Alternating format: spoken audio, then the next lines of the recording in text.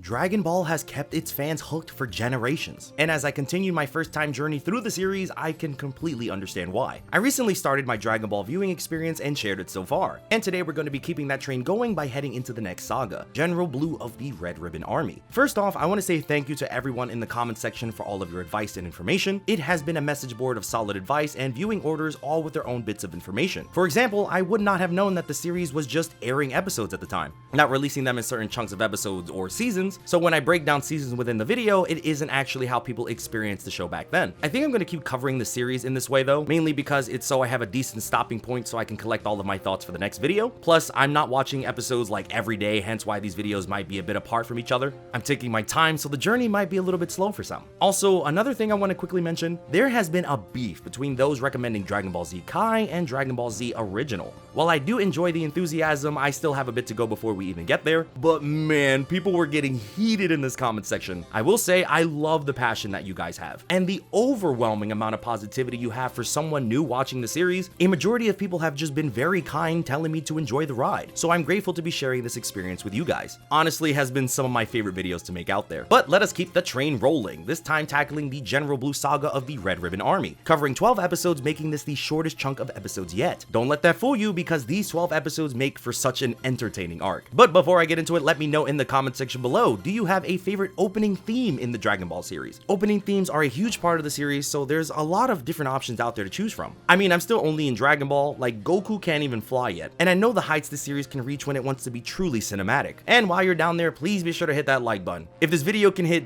200 likes on this video, I'll try and be faster with making the next one, I promise. Please, it's the holidays, have some mercy. But without further delay, here's what I thought of the General Blue saga.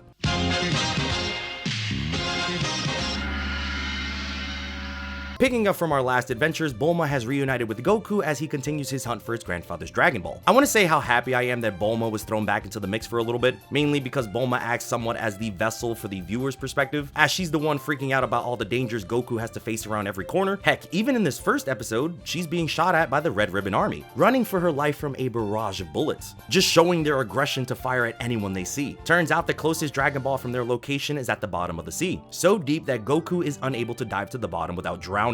And the rest of the season is focused on collecting the single Dragon Ball from the depths. I like how the season's story is only focused on a single Dragon Ball rather than the sum. In the first season, we were able to get all the Dragon Balls within the single season, where it felt more like Goku and his friends dealing with whatever monster of the week they had. This season is focused only on one Dragon Ball and focuses more on the locations and the characters itself. It's a single problem with the Dragon Ball being in the ocean, rather than a bunch of little problems being solved throughout. And a big part of this connected story has a lot to do with its titular villain, General Blue. So far, the Red Ribbon Army has been whatever Goku has had to face. Other enemies and generals might appear for only a few minutes, only to be trumped by Goku. This cycle repeats for many episodes. But General Blue is the first reoccurring villain, and I think that made the story stronger for that, being another general under Commander Red. General Blue is a lot more expressive than his previous counterparts. He's incredibly jacked and will often take out his own men if it meant they were being incompetent. His facial expressions to the things around him would often kill me for how they were drawn. And even for being a brutal killing machine, he's a germ freak, spazzing out whenever he gets himself dirty. I also had a lot of people commenting on the fact that I'm watching the English dub. I even had some folks try to convince me to change into the Japanese dub, and truly, how can I do that when I get fantastic performances like General Blue? The voice acting on this guy is phenomenal for this character. I'm someone who grew up on the English dub of the Pokemon anime, and General Blue almost sounds exactly like James does from Team Rocket.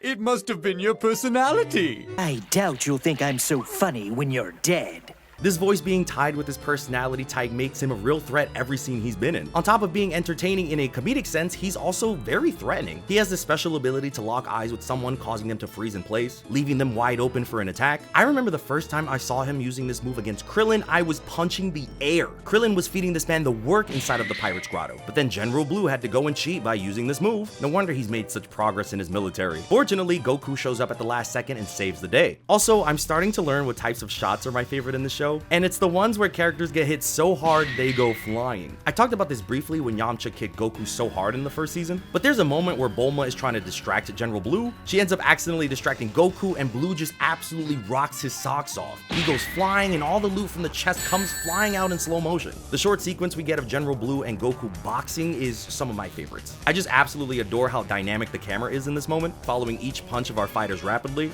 Very neat sequence. There's also this moment where the entire underwater pirate cave is starting to collapse, like giant chunks of the roof are just falling apart, and Goku notices a mouse and throws it in his mouth as they're making their escape. Even for Goku, the life of this mouse is a valuable one, which I thought was a pretty nice touch. Even after the entire cave comes down, you think that would be the end of General Blue, only to find that he has survived and continues his hunt for the Dragon Balls. You gotta wonder what kind of payment plan they got this man on for him to be pursuing like this. He gotta be paid so well. Eventually following our heroes back to Kame House. I want to point out Bulma here for a second. A character who has faced so much danger with Goku since the beginning had a moment where she was like, you know what? This might be too much for me. She found out Goku had the Red Ribbon Army as ops, and she was like, hell no, I am out of here. Good luck though. Honestly, very real reaction to finding out an entire militia is about to take down one of your homies. They celebrate the recovery of the Dragon Balls, but only for a short while. Using his powers, General Blue controls these ropes to trap everyone inside of the house. He makes his escape with all of the Dragon Balls, and it isn't until launch appears that Goku can pursue him. Goku, on top of the Nimbus, participates in a high-speed chase after General Blue. Going so far off the beaten path, General Blue has no idea where he's landed, which is when we arrive in Penguin Village. So I did notice that even the narrator during this period had no idea where we were, where even the writing of the show would define Penguin Village as an entirely new place. Upon landing in this new location, we meet a girl named Aurelie. Huh? Oh, hi. Now, I've seen this character before for years. I've always considered her to be a part of the Dragon Ball mythos, no problem. I even pronounced her name Errol until I saw how it was heard recently. Funny enough, I've been saying Errol my whole life. It's Aurelie.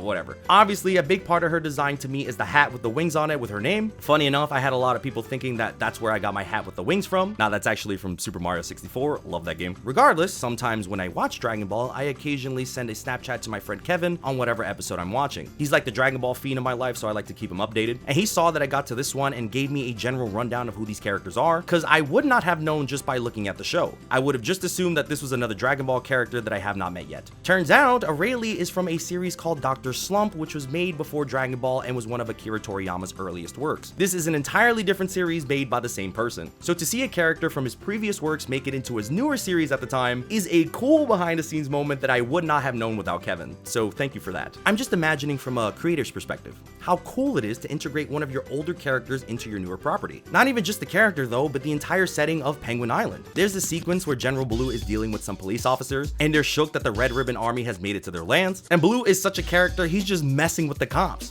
doing things like letting them handcuff him and then immediately shattering the cuffs, or duffing this random car to put fear into their hearts. It's a cool little run around this area, and Aurelie is not just here for a fun little cameo either. She plays a vital role as Goku continues his hunt for General Blue and the Dragon Balls. Upon encountering General Blue, he uses his nasty vision freezing attack on Goku again, knocking him to the ground with one massive punch. Understanding that Goku is in danger, the doctor sends Aurelie to handle the situation, and she just completely rocks him without even thinking about it. Goku, who is struggling with the battle at hand, needs to be saved by Aurelie, who uses her revealed super strength to just fold him, hitting him so hard that he gets flying out of the scene. Next time we see General Blue, he's calling from a phone booth, being hit so far he landed where the pyramids are. There's even a moment where Goku looks at Aurelie and is like, wow, you're so strong, you should enter the fighting tournament. I try and imagine watching this scene without knowing anything about the Dr. Slump storyline. Like if I just went into this with just Dragon Ball lore, this purple haired child just looked like one of the strongest in the series. I would have had no idea that she was an android from an entirely different series. Still, I think this is such a neat way to incorporate your older characters and give them some new life. It doesn't happen that much when it comes to bigger budget projects like this. The closest I can think of is with Cartoon Network's OKKO, where OKKO was the one that was made into a series by Ian JQ. But Ian also had a series called RPG World starring a character that looks a lot like Cloud Strife. This character is then introduced in OKKO, bringing them to an entirely new audience. Creatively, I love when people are allowed to do stuff like this. It's kind of like a form of never forgetting where you came from. After General Blue is defeated, the Doctor offers to fix Goku's Dragon Radar, so he can continue the search for his grandfather's Dragon Ball. And that's where we conclude our story for today. If anything, this is the first saga where I feel like we get a really enjoyable villain. I know he might feel like a villain of the week since he's already been disposed of, but I'm a big fan of how he refused to be taken down so easily like those before him, even putting Goku and his friends in more pickles than they can count. Next up is Season 5, the Commander Red Saga. Considering he's been built as the main threat for a few seasons now, it will be interesting to see how he stacks up against Goku. And it would be the last chunk of the Red Ribbon story for now. I'm still having a blast, I haven't been scared away just yet, but let me know what you guys think about this saga so far. Any standout moments, thoughts on General Blue and the Red Ribbon Army? I appreciate your support on these videos and we'll keep the journey moving forward. Thank you all so much for watching. Please be sure to comment, like, subscribe, and stay awesome.